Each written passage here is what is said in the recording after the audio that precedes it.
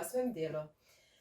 Danes bi rada s tabo delila nekaj stvari oziroma dejavnosti, ki so meni zelo olajšale življenje.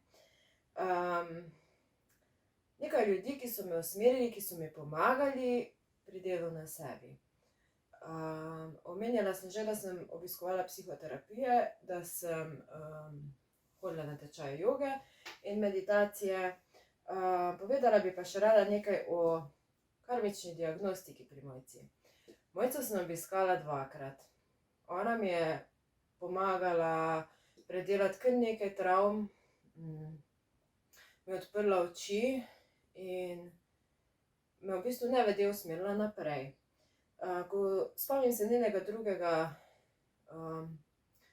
obiska oziroma mojega obiska pri njej,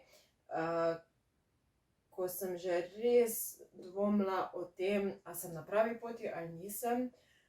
Pa mi Mojca niti ni znala dati pravega odgovora, ampak kljub vsemu je bil občutek, ko sem šla od nje, tisti, ja, zdaj pa vem, kaj moram narediti. Dejansko sem vedela, da je prava odločitev, da takratni partnerski odnos zapustim, ampak še nisem bila pripravljena na to. Sem pa dobila tisti začetni zagon, tisto moč, da je res prav, da se postavim za sebe in da grem naprej za tistim, kar si jaz želim. V tistem času se je kot neko preverjanje, če mislim resno, zgodila še ena taka, kako bi rekla, prestop mojih osebnih mej, ko sem pa že znala povedati in začrtati jasno svoje meje, ampak ker res niso bile upoštevane, je bilo to pri meni tista pika na i, da sem se potem odločila, da zdaj pa zares odidem. In v istem času, v razmaku parih dni, je tudi moj oče pri meni prestopil meje in takrat sem jasno, strogo in glasno povedala vsem, s katerimi se nisem strinjala, svoje mnenje in pri tem tudi vztrajala. Dogovorila sem se s svojo sestro in se kar na hitro odselila k njej. Potem pa sem našla priložnost, da sem se za 1 leto skupaj s svojo prijateljico preselila v skupno stanovanje, v skupno hišo in z Mirjam sva prijateljice še zdaj, me podpira, mi pomaga pri vsem, pri moji osebni rasti, pri mojih poslovnih stvarih in sem neskončno hvaležna, da smo imele priložnost tisto leto preživeti skupaj. Takrat sem začela se ukvarjati dejansko samo s stvarmi, ki so bile meni pri srcu. Učila sem pravljično jogo, učila sem hatha jogo, meditacije, brala sem iz kart, readinge sem delala sem še vedno v vrtcu, ampak kljub vsemu, da sem bila zelo, zelo zadovoljna s takratnim svojim življenjem, še nisem znala upoštevati svojih fizičnih mej in sem velikokrat šla preko tega, česar je bilo moje telo takrat sposobno. Nisem dala svojemu telesu dovolj počitka, ves čas sem želela še več od sebe. Takrat sem se tudi vpisala na učiteljski tečaj meditacij. Postala sem učiteljica meditacij in takrat sem začela verjeti oziroma sem si upala spet povezati z nevidnim svetom, tako kot sem se povezovala že v otroštvu.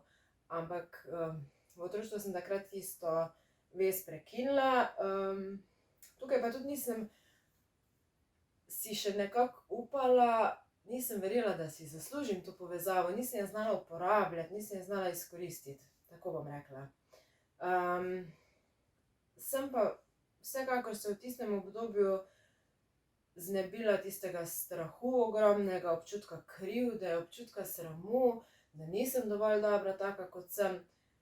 Neki zametki so verjetno še ostali, pa me še zdaj kdaj zbodejo. mi ponagajajo, ampak v osnovi sem pa takrat res pridobila na svoji samozavesti. Počutila sem se res dobro v svoji koži, tudi zdaj se. In takrat sem videla, da zmorem in da moram postaviti meje ljudem. Tako da takrat so začeli iz mojega življenja odhajati nekateri ljudje in prihajati novi ljudje. Zdaj, v tistem obdobju sem se tudi odločila, ne zdaj, takrat, sem se odločila, da v mojem življenju v bistvu ni več prostora za neka pretvarjanja. Odločila sem se, da iz moje strani v odnose dajem samo še 100% iskrenost in da obratno tudi sprejemam samo 100% iskrenost in ničesar drugega. Izmišljenih, namišljenih odnosov nisem več želela. Želela sem tiste pristne, iskrene odnose oziroma jih želim še vedno in se trudim, da jih negujem, iskrene odnose. Tam, kjer pa začutim, da odnosi niso iskreni, pa kar hitro zaključim stvari zaradi tega, ker se mi zdi danes to izguba časa, da bi se prilagajala in šla preko svojih mej in svojih preko svojih načel. In rajši takšen odnos spoštljivo zaključim, kot pa da pride do kakšnih zamer. Kmalu po tem, ko sva se s prijateljico preselili skupaj v isto hišo, v isto stanovanje, sem spoznala današnjega partnerja, ampak o tem kdaj drugič. In kmalu sem tudi doživela to čast, da se je napovedala v našo družino nova dušica, da bom postala mama, se pravi, sem zanosna in med nosečnostjo sem opravila tudi tečaj zdravljenja notranjega otroka. Oziroma tečaj za terapevta zdravljenja notranjega otroka. Ta terapija je meni pomagala predelati še ogromno enih travm, ki sploh nisem vedela, da jih še imam, ampak mi je dala tudi en nov zagon, en nov pogled.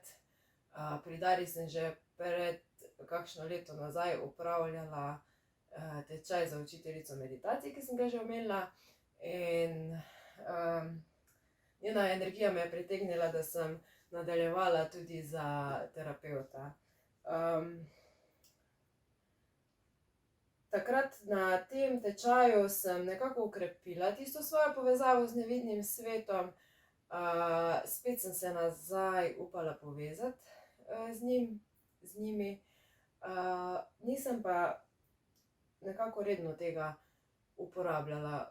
V mojem življenju je bilo takrat toliko sprememb, da niti nisem imela časa za te stvari, bom rekla. Sem pa v tem obdobju pridobila zaupanje vase, zadovoljstvo, res zadovoljna sem v svoji koži, in neskončno sem ponosna na sebe, da sem iz otroštva, ki sem ga doživela, in iz mladostniških dni, iz nesprejemanja, iz strahu, iz sramu, prišla do sem, kjer sem zdaj. In neskončno sem hvaležna ljudem, ki so mi pokazali pot do sem, in ljudem, ki mi stojijo ob strani, ki so mi včasih stali ob strani in ki mi še vedno stojijo ob strani, tudi tistim, ki so me prizadeli. In brez nikogar od njih ne bi bila zdaj tu, kjer sem. 10 let nazaj bi verjetno jokala in se smilila sama sebi, se ukvarjala z vprašanjem, s čim sem si zaslužila vse te težke izzive, oziroma ne, da bi sem se smilila sama sebi, ker nisem znala drugače.